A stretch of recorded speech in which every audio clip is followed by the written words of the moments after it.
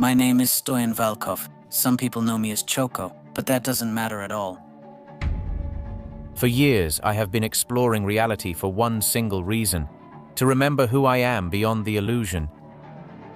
Sometimes this path to it is painful, other times unclear and illogical, but it brings wisdom beyond any understanding.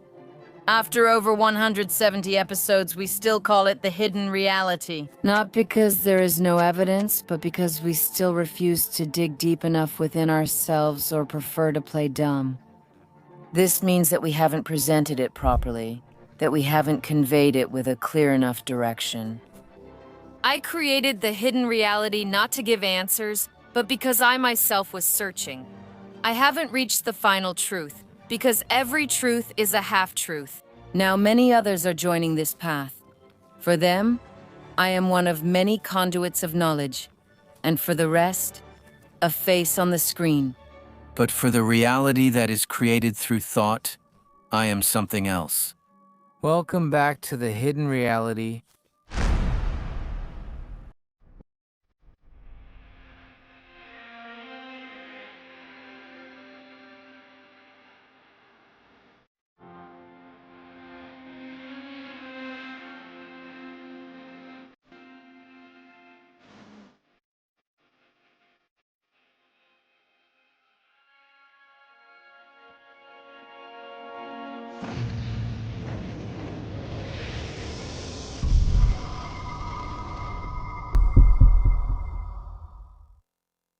When you study quantum physics, which is partly why Bohm proposed the holographic idea, it begins to have real effects. One of these is the discovery that in some cases, doing something to one subatomic particle, like an electron, will always affect the other, no matter how far apart they are. It's like stories about identical twins who feel each other's pain. And the problem is we can't find a single process known to physics that can explain how they could send a signal and so on. In fact, since it would have to be faster than the speed of light, instantaneous, it would have to be an instantaneous signal. And Einstein's theory of relativity says you can't have instantaneous signals, because that would mean you could break the time barrier and possibly call your grandfather and tell him not to marry your grandmother. And most physicists say that would be too difficult to fit into a rational picture of reality. Imagine that the world around you, the solid streets, the concrete walls, your own body, is a projection of a finer, deeper reality. Imagine that everything you see is a hologram, a three-dimensional projection, behind which lies a vast field of energy and consciousness. How would you feel if you found out that your mind is not just a passive observer, but an active participant in the creation of this reality? That your thoughts, beliefs, and expectations don't just have the potential to change, but literally change the entire world around you? This isn't a science fiction plot. Decades ago, some scientists and thinkers started talking about exactly this. Michael Talbot dedicated his life to proving the universe is holographic and that our consciousness is much more powerful than we believe. In 1991, Talbot published the book The Holographic Universe, in which he presented this revolutionary idea and shared striking examples to support it. He tells us about soldiers who cover distances entirely based on their beliefs. Stories of patients who mysteriously recover from cancer, convinced by the fake medicine called placebo. He shares the vision of physicist David Bohm about the fish tank. An analogy of how our limited perspective misleads us about the interconnectedness of everything. He talks about secret CIA programs, about poltergeists, objects moving without reason, and mysterious synchronicities. And all of this points to one thing. We live within hidden patterns, which are not concealed from us by someone else, but by ourselves. Every day, through our choices and actions, we do more and more to mask what is around us, instead of revealing it. It's as if we insist on sleeping, even though everything around us gives us the opportunity to be awake, or, to be more precise, to admit that we are always awake. We all pretend not to see it. What is the price of this blindness? What do we lose when we dismiss such ideas as pseudoscience or curiosities instead of paying attention to them? Spiritual emptiness, materialism, lack of direction, a society deprived of wonder and meaning. Maybe that's the price. In the next few minutes, I invite you on a journey into the shadows of the unknown. A journey for which Michael Tolbert largely dedicated his life. There, where he and his like-minded companions tried to shed light. This is not a scientific lecture nor a physics lesson. This is a challenge from you to yourselves, who once set on the path of the unconventional, the unknown, the possibilities and the hidden techniques that each of us possesses. There is no turning back. And that's why, after a long wait, I can only say welcome to the hidden reality.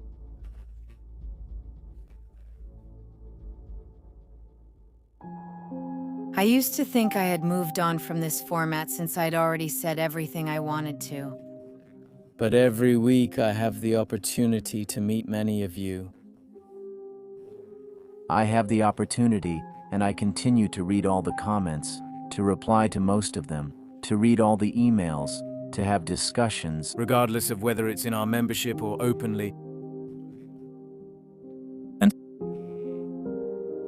I reached a conclusion that really surprised me.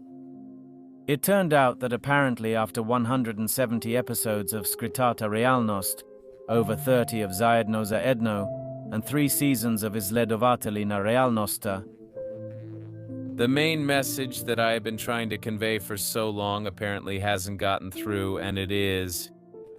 I'll save it for next time, so I have a reason to make more episodes. because it turns out that while we are entangled in the information, we miss the information itself. When someone presents it to us clearly, categorically, directly, said straight to our face, We don't even register it. we say it can't be, but it is, so what's next? We look for depth where there is clear simplicity, and we look for simplicity where things are very deep. We've turned not only our minds, not only our bodies, but our entire concept of life a full 180 degrees. We've turned black into white, and white into black. We prefer to be victims of circumstances, instead of being the people who choose what the circumstances will be. We like that. We prefer to create or go to someone who will prod us, or to watch something where someone says things we think. But we won't go out and say them ourselves, because it's easier for them to come out of someone else's mouth. It's much easier for someone who's been on YouTube for 10 years to speak on someone else's behalf. Or someone who can take on that responsibility in front of everyone. We often throw out our own psychological and mental garbage Onto the wall of another person, some creator who in no way deserves that. And yet, boom, boom, boom, we throw the garbage and then we leave, without thinking about the circumstances. We are so obsessed with our own unique lives and our own claims about what is better and what is best.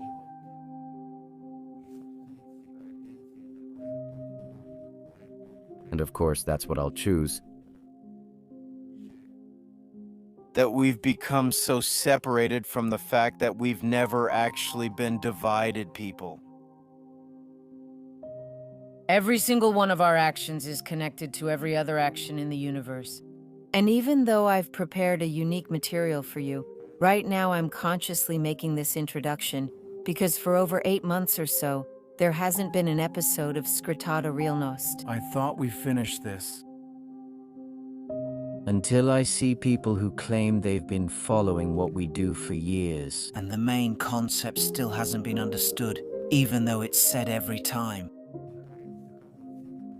And that's why Skritata Realnost is coming back, to fix and correct this mistake. And apparently we still insist on calling it hidden, because actually it's open to each one of us. This deeper layer of reality, it's accessible. We can't exist without constantly communicating with the other side. It's impossible. We can't exist alone, isolated. A small system without a single other system interacting with it. It's absurd. Flowers can't exist without the bees. Bees can't exist without the flowers, without the grass, without the stones, without the trees, without the universe. And the longer we stretch out everything we do every day in the form of daily routines, the more we forget the foundation from which we are all made, and that is that everything is one, and the one is everything. And even though this may sound frivolous, simple, and clear to many people, obviously it isn't. Because if it were clear, we wouldn't keep doing things that tend toward this constant separation, that ignore the fact that every single action I take right now has an effect, and in a moment you'll see it. It's been proven in the science of everything around me, in my entire environment. I can't take isolated actions that are only and solely for myself.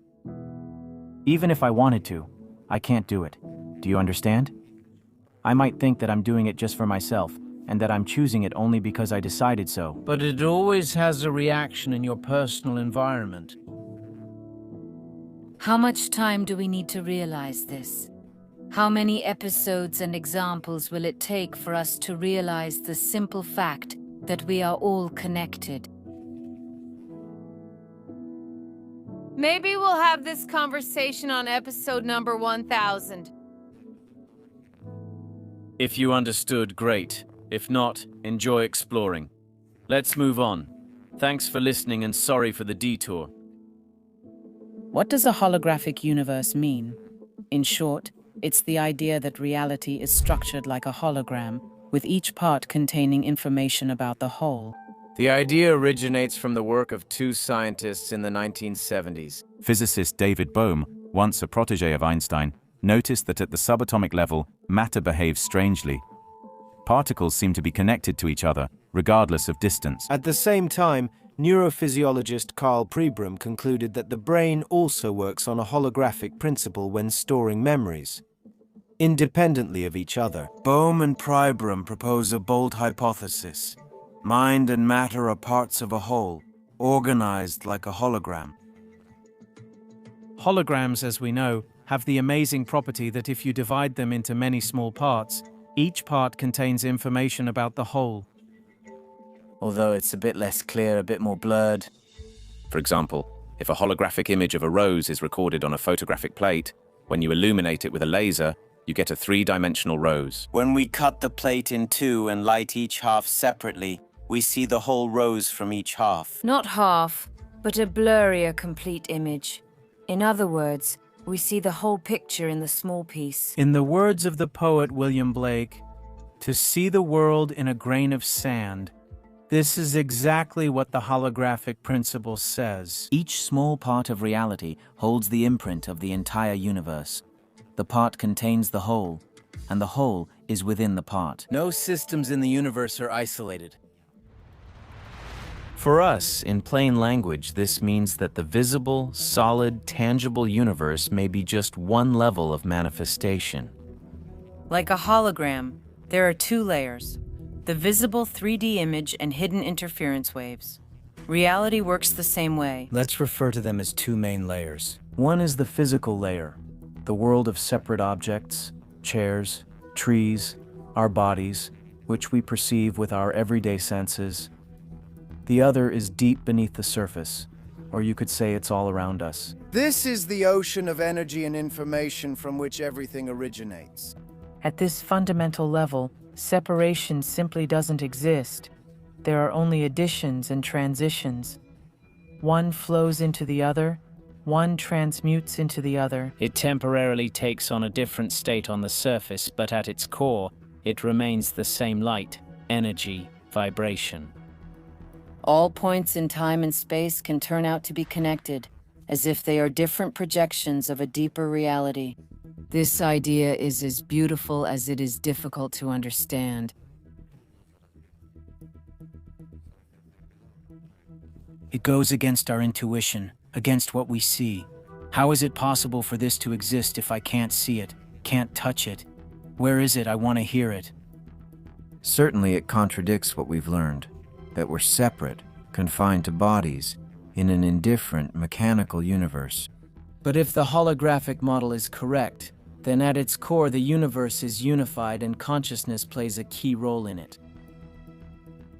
Reality may turn out to be more plastic and changeable like an image, rather than solid like a rock, explains Mikhail Tolbat. In other words, what we consider impossible is possible if we expand our notions of what is real. It's no wonder that such a theory has been ignored by orthodox science for decades. But Tolbat wants to show us that it provides answers to mysteries that the conventional approach fails to explain. We are about to explore these mysteries now. On a deeper holographic level of reality, every particle in the universe contracts into a cosmic unity. They don't signal each other, but are like that fish wherever the level of the aquarium is. When we talk about words, it means there's no separation between electrons, and likewise no separation between people. And this has all sorts of very startling consequences, one of which is something we've always tried to understand. For example, psychic phenomena. How could I extract information from your mind or mine, like a signal sent back and forth? But if we are organized, if we live in a universe that is organized holographically, we no longer have to deal with it in that way. I can hold the whole universe down to every neuron and atom in my mind, and so can you. So, when we have access to this, we can access information that seems to be beyond our normal sensory range. Let's look at a famous analogy that David Bohm offers to explain the illogical behavior of particles. Imagine an aquarium with a fish swimming in it. Now imagine that you've never seen a fish or an aquarium before. However, you have two television cameras, one pointed at the front of the aquarium and the other at the side. On two separate screens, you see two fish, one in profile, the other head-on. If you don't know that this is the same aquarium, you could easily assume that these are two different fish. One fish swims right while the other moves upward on a different monitor. One turns suddenly, and the other almost simultaneously responds with a different but related gesture. What would you think? Maybe that the two fish are somehow coordinating their movements telepathically, somehow understanding each other, exchanging signals at an unimaginable speed. Actually, the idea is much simpler, on a deeper level of reality. The reality of the aquarium itself has only one single fish. The two cameras show different perspectives of the same object, different aspects of oneself. It's a good time to make a side note here. Whatever you see in reality, whatever you think, whatever you learn, all of this comes together in one concept that I will offer you. I am, plus everything that I am not gives everything that is.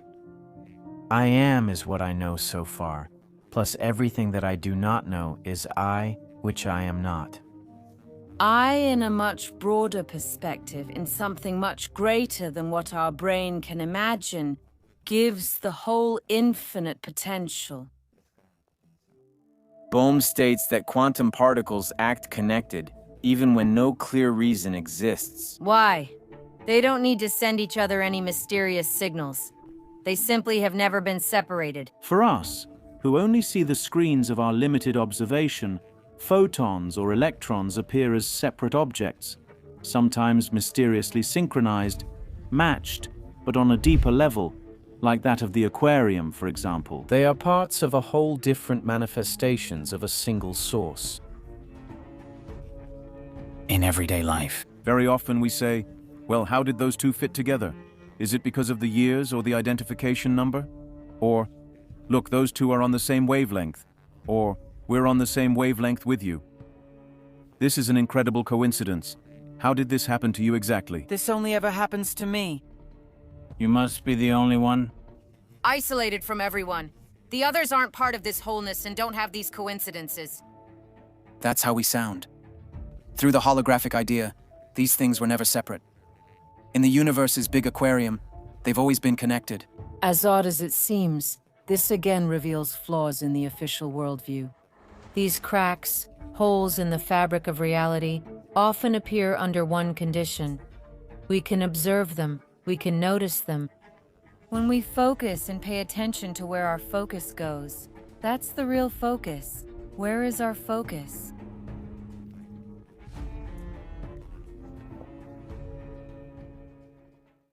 I took physiological measurements and found that physiologically they respond not to the actual distance they've covered, but to what they've been told. The model of reality which they assumed they had in their heads. The story about some Israeli soldiers sounds like something out of a science documentary, but it's completely real.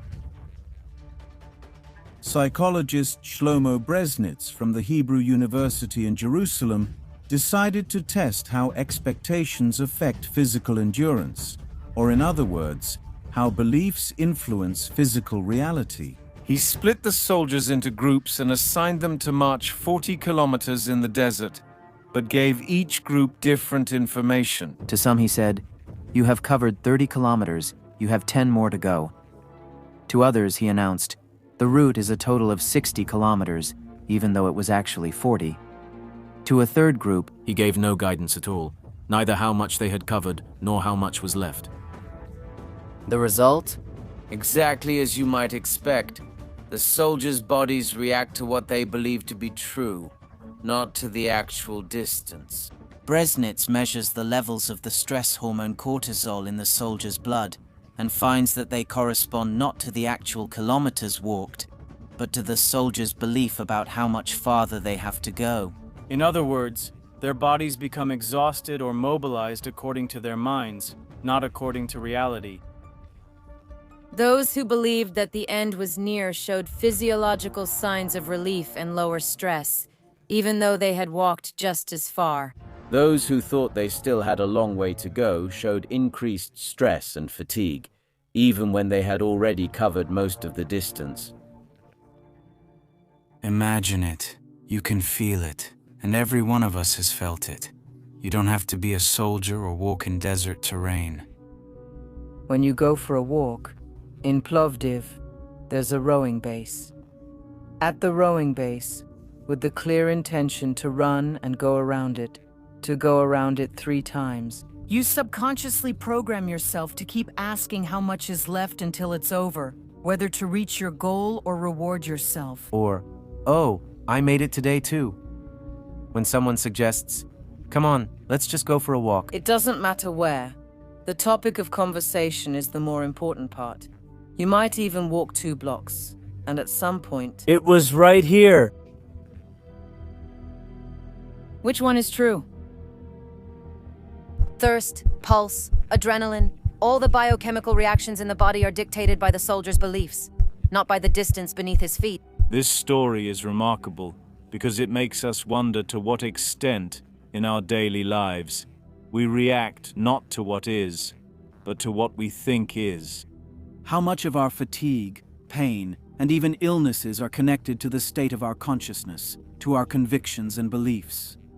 And if a single piece of incorrect information can influence hormones, behavior, and the endurance of soldiers. What could fear, doubt, pressure, and faith do in each of our lives?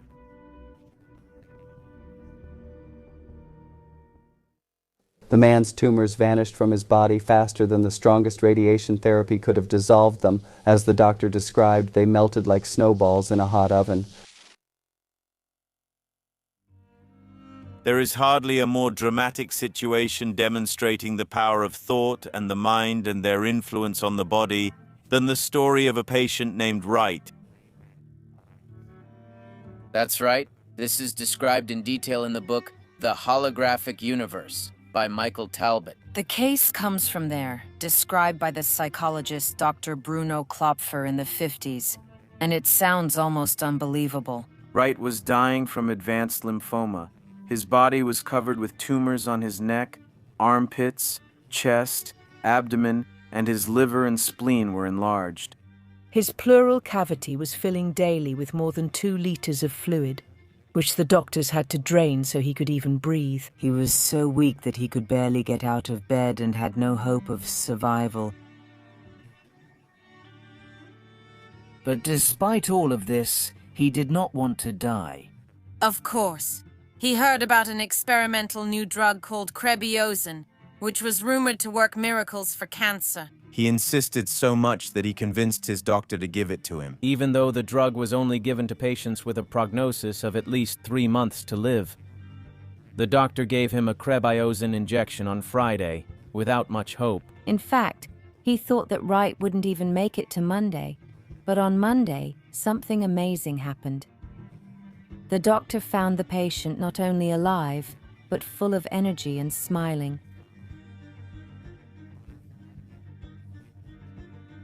The lethal tumors. Those hard masses throughout his body were almost gone. They melted away like snowballs on a hot stove, writes Klopfer. In only 3 days, the cancer had shrunk to minor remnants. 10 days after the first injection, Wright was discharged from the hospital, and the doctors couldn't find a trace of cancer. The man who had been on the brink of death suddenly felt so well that he was even flying his own plane without any problems. For the next 2 months, Wright lived a normal and happy life. Unfortunately, he was someone who followed the news, television, and mass media. There, publications appeared stating that Krebiozin actually does not work for lymphoma. For someone with such logical thinking, this was shocking, especially since he trusted outside sources like this. It means he was wrong. It means he is not cured at all. His faith is shaken. And do you know what happens? The illness returns on its own. The tumors start growing again. His condition suddenly worsens and he is hospitalized again. His doctor, the same one who witnessed his miraculous recovery, decides to try something desperate, something that has almost no chance of working.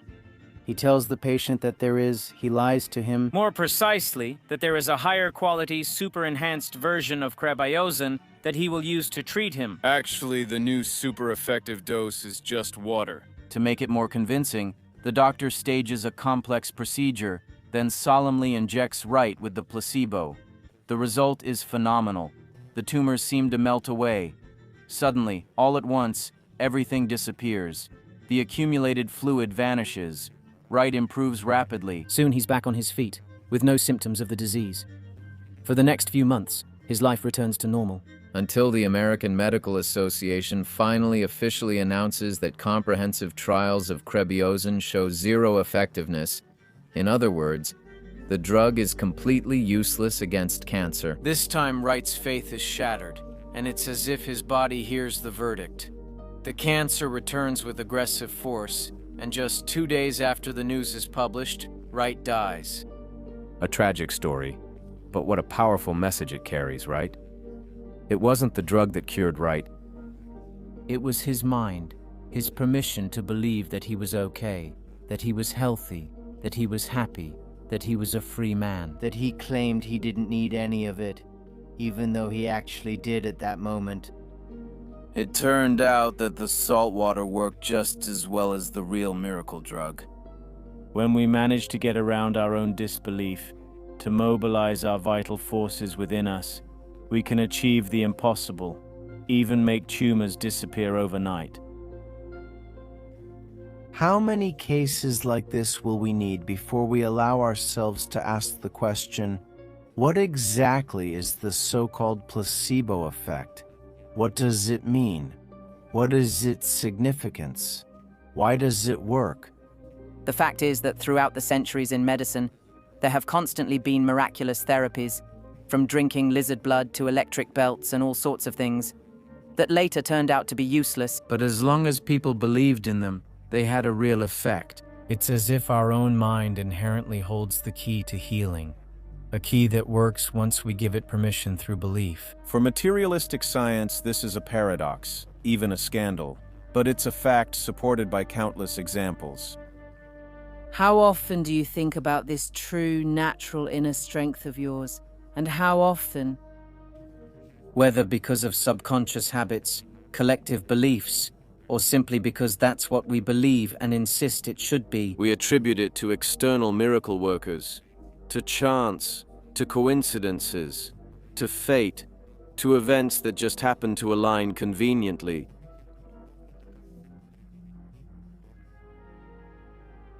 We ignore our own power. Yeah, but even if we ignore this power, it won't go away. It still flows through all of us. It operates outside our conscious control and helps us realize that our choices shape reality, which suggests we should take responsibility for our own potential. But are we ready for that? I'm a bit of a mystic because I had an out-of-body experience as a child. It became clear to me during this experience that I was thinking, but my brain was in my body, which I saw lying in bed. I knew it wasn't just a dream because I was floating above the ground in front of my family's house and I saw a book lying on the ground. And it was a book by the French short story writer Guy de Maupassant. The next day, a neighbor asked, "Michael, I lost a Guy de Maupassant library book. Have you seen it?" I thought, last night I was floating over it. I didn't tell the neighbor, but here's the book. While official science avoids the subject of the paranormal, intelligence agencies show interest. In the 70s, the CIA and the United States Army funded a secret program for so-called remote viewing, training psychic spies capable of describing distant targets using only the power of their minds. It sounds unbelievable, but the experiments produced results. At the Stanford Research Institute, physicists Hal Puthoff and Russell Targ conducted hundreds of experiments. They found that some people, even without any special extrasensory abilities, could accurately describe locations and objects thousands of kilometers away that they had never seen with their own eyes. The main thing I have to tell you today, after 20 years of work at the Stanford Research Institute, is that psychic abilities are real. They're available and free. Even more interesting is that many of the participants describe events before they actually happen.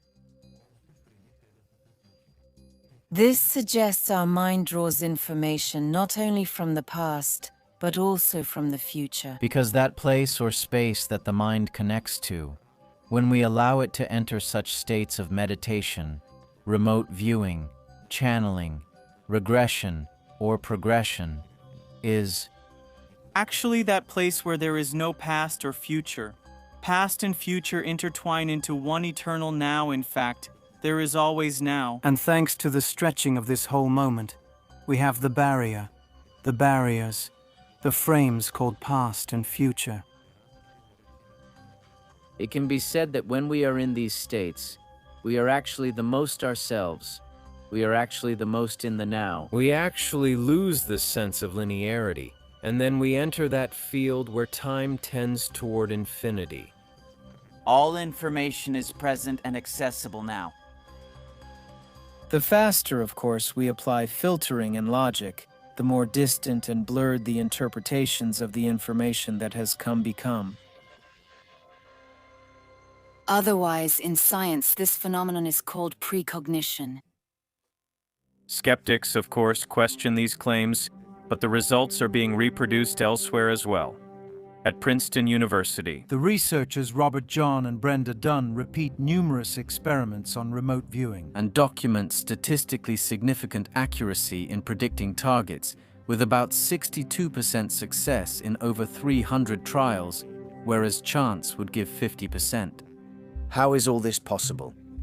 Well, we just discussed it a moment ago, of course. If we follow the holographic idea and model, it suggests something very similar, that the mind gains access to the global information field, where space and time, as we said, are no longer a barrier. Puthoff and Tark talk about a signal beyond traditional physics, and David Bohm suggests that non-locality is at the core of such phenomena. The same interconnectedness we talked about. In the holographic universe, every point is connected to every other and to all of time and space. That's why, under certain circumstances, consciousness can bypass limitations and draw information from afar. The CIA program continued for 2 decades, and eventually, in the 90s, The documents were declassified publicly. The official position is that remote viewers do not provide sufficiently reliable information, but many of the scientists involved insist that the phenomenon is real, even though we do not fully understand the mechanisms. Either way, the fact that major government institutions have quietly invested time and resources into researching such abilities is telling. Would they really do that? Something to think about, if all of this were just fiction. For Mikhail Tolbot, this is neither theory nor hypothesis. Because he experienced it firsthand and had the courage to share it with everyone. Strange phenomena happened constantly around him. Objects moved by themselves, doors opened and closed for no apparent reason. I grew up in a house with a poltergeist, he says. For me, that was normal.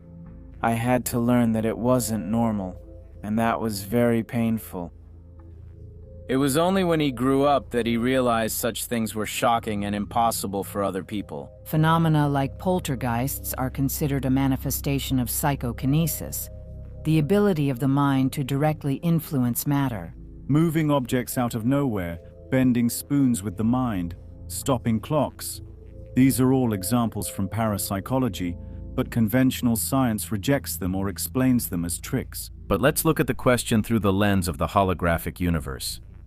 If there is no real separation between consciousness and the object, If they're like waves in the same ocean, then what exactly is action at a distance?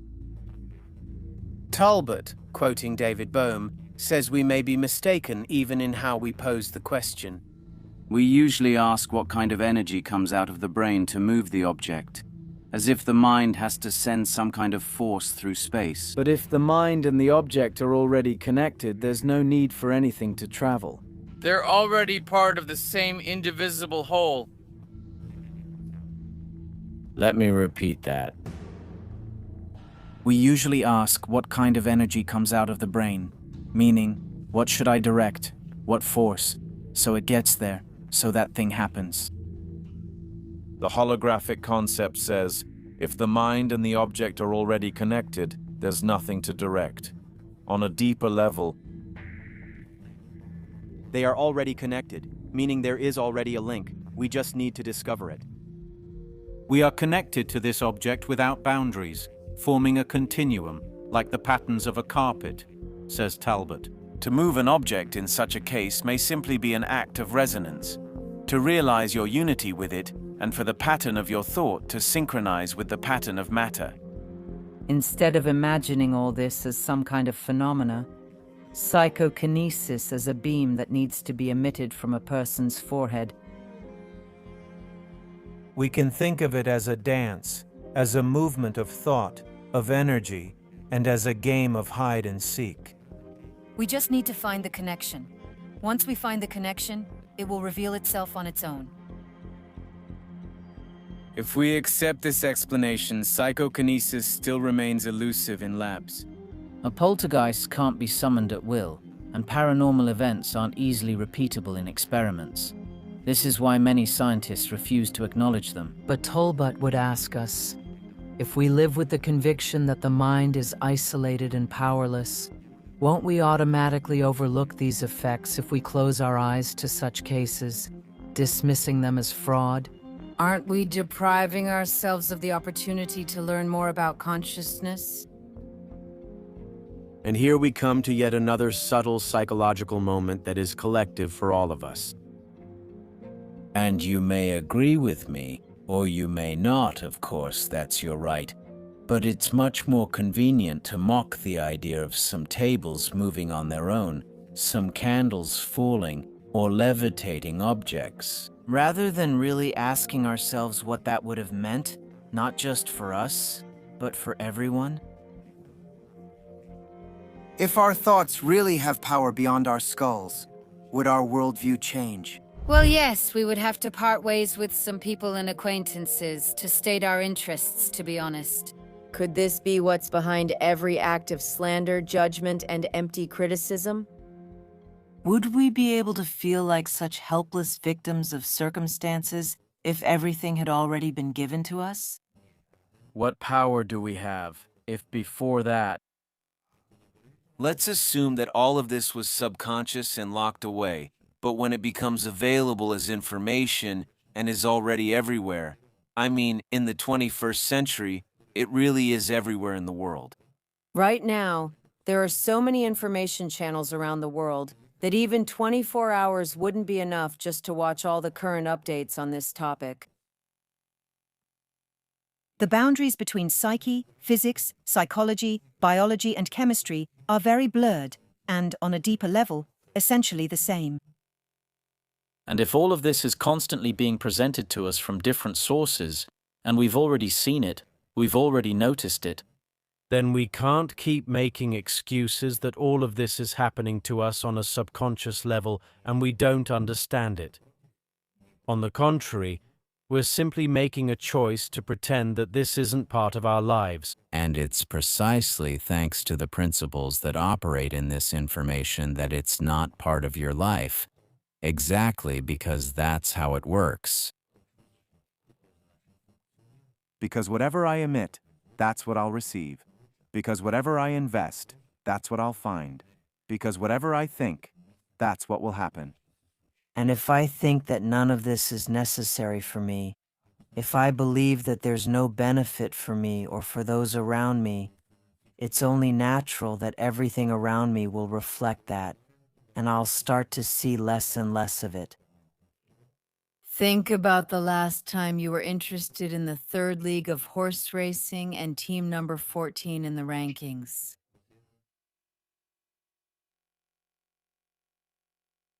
Why do we make a distinction when it comes to the more familiar things? For everything. It's our own interpretation. Is it necessary? Apparently.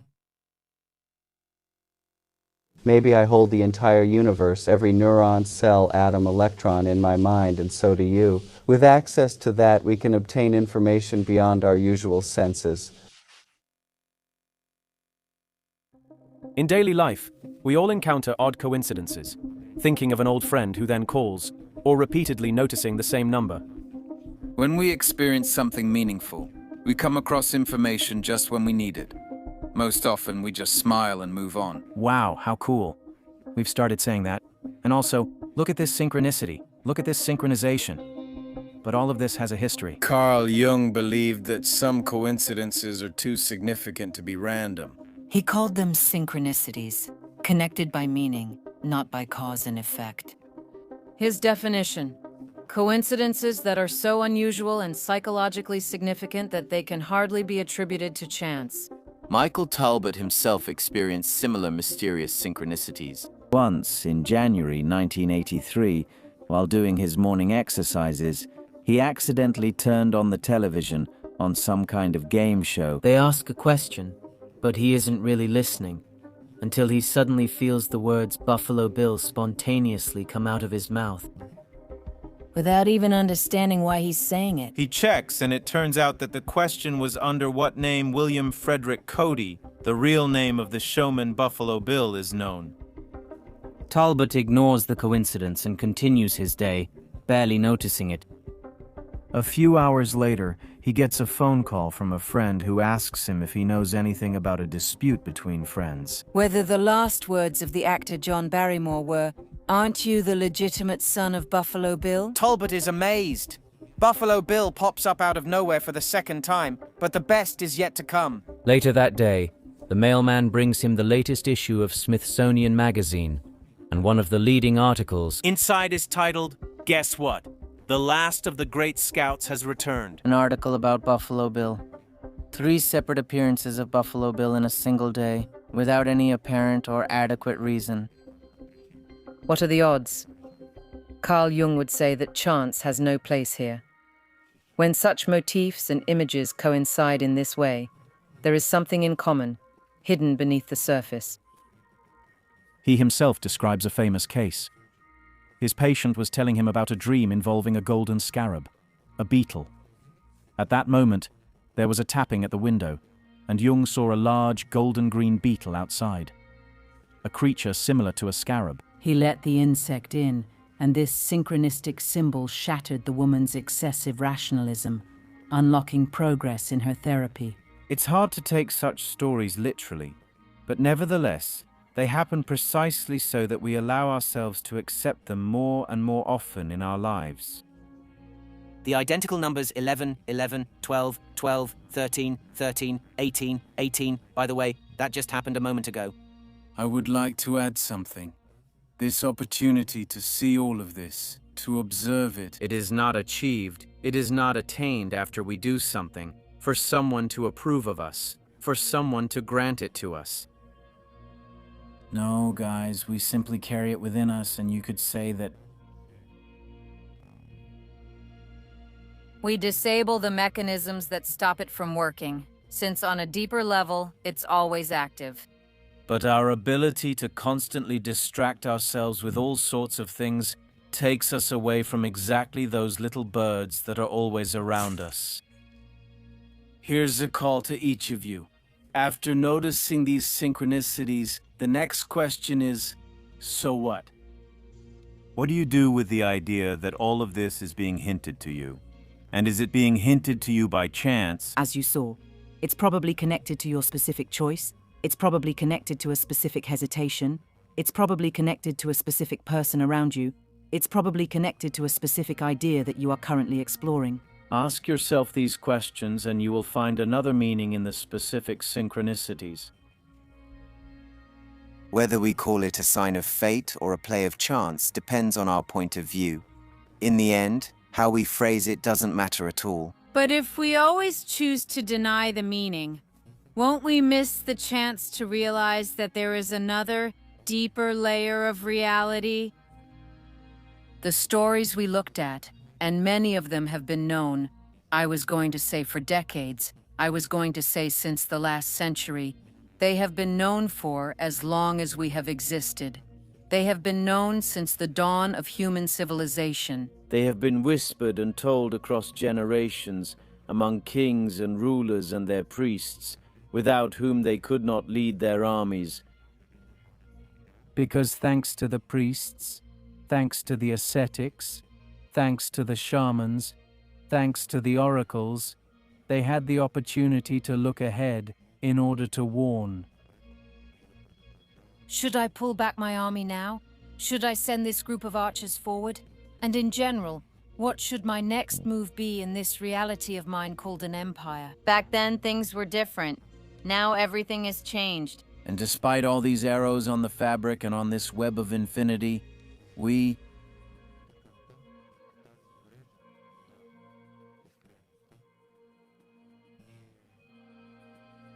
Keep this very far away from us. We insist on dealing with nonsense. We insist on promoting nonsense. By nonsense, I mean things that take us away from what is inside us as a natural frequency that, as Bulgarians, we all have easily felt and still do. Every time the bagpipe starts to play, that's the power I'm talking about. Where does it come from? Why do you get goosebumps? You tune your little antennas, called hairs, to the frequency of the source. That's what happens when we get goosebumps. We tune in and suddenly feel how much power is inside us. As early as the 70s, physicists were talking about non-locality and connectedness. In the 80s and 90s, books like The Holographic Universe came out, bringing together these insights and evidence. And yet, the general perception has hardly changed. Official science continues to cautiously avoid the topic of consciousness, because if it includes it, well, the equations will change. Paranormal phenomena are taboo in academic circles, a convenient territory for charlatans. Not that there aren't any, but society as a whole. We all prefer to live within the familiar framework, without asking the deep questions. We pretend not to see.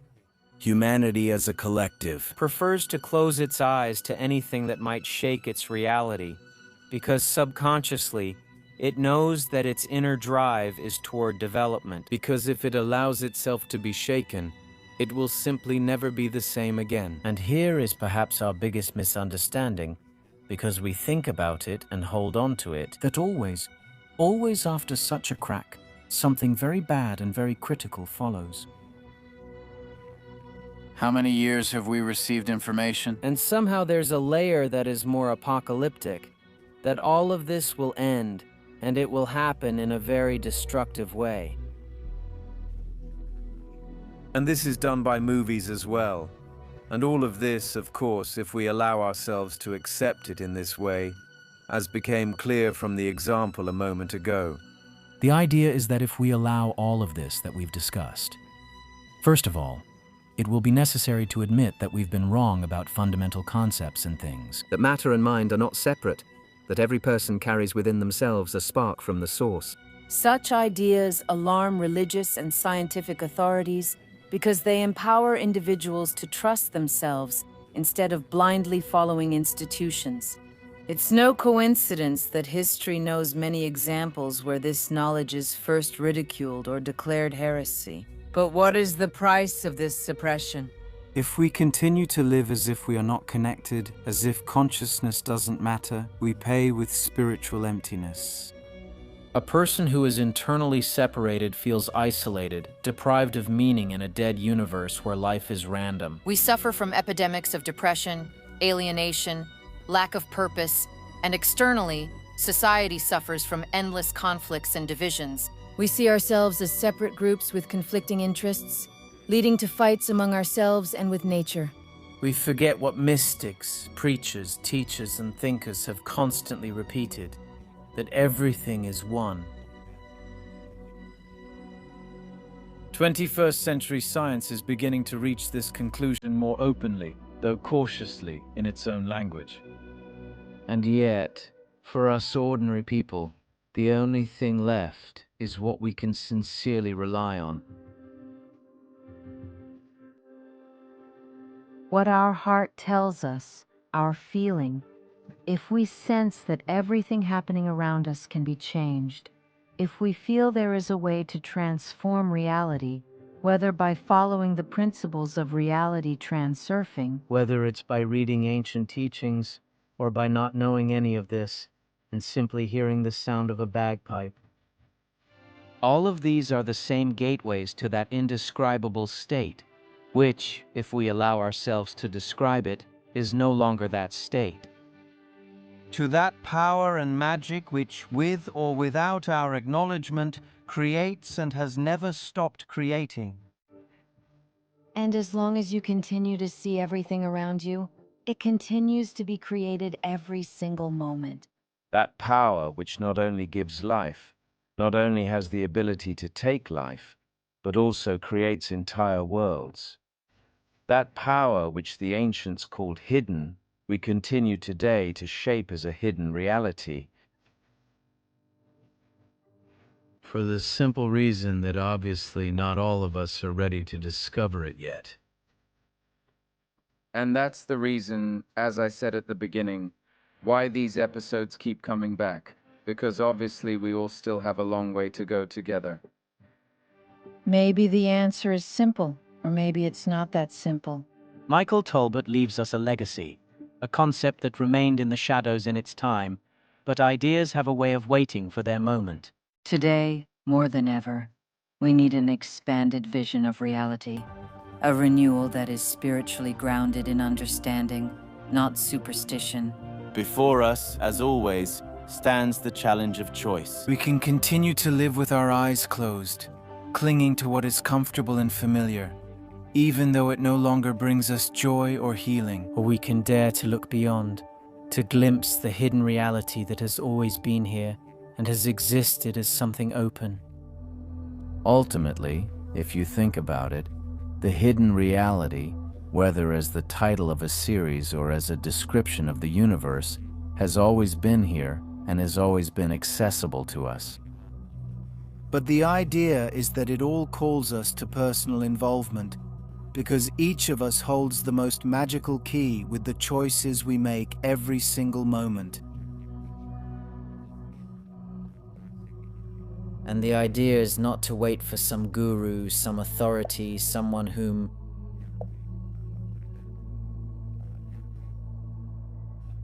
we once again, and in a different form, express our idolatry, but to turn and transform all of this, to see how we can express our own power without relying on what's outside, without looking for excuses, without saying, But if it doesn't go this way, I can't do it. If you don't tell me, if you don't give it to me, if I'm not in a certain place. If I don't go there, I won't understand it better. Let's not be afraid to ask the silly questions. Is the dream world less real than the waking one? Where does a thought come from? How is it that we are right here and now, aware of ourselves? Could we have been somewhere else? Reality is plastic. This doesn't just give freedom, it gives responsibility. If our mind creates our world, then the quality of our thoughts and intentions matters greatly. In a world where everything and everyone are deeply connected, our inner call to understand more is not a whim, but perhaps the most important duty to ourselves and to everything that exists. For those of you who have made it to the end of this episode, it's wonderful to see you here. Even though right now I'm looking at a camera, I can feel you in this way. The hidden reality is a very special place for me. The hidden reality is where everything started to break through on YouTube. This journey, this personal journey, which many people have joined since then and are following. All of this that we're doing and what I started with in the beginning, don't take it as an insult. Don't take it as me being angry, as me being upset, or as me being nervous. Take it as an acknowledgement that we still have a lot of work ahead of us. Because as long as we're alive, as long as we're exploring this reality of the present, it's obvious that we still have things to do. There are still topics to explore, opportunities to discover, and love to give. This applies to absolutely everything we do, and if we allow ourselves to follow those impulses that really don't have a logical explanation at the moment, but even so, if we follow them, then extraordinary results will automatically attach themselves to those actions. Because that part, that deep layer of reality we're talking about today, it doesn't rely on what's familiar. It relies on everything that's outside of us, even though, as we've already understood, we contain it and are connected to it. Follow what you have hidden from yourself, and you will be amazed once again by your own greatness. My respect and thank you. See you in a moment.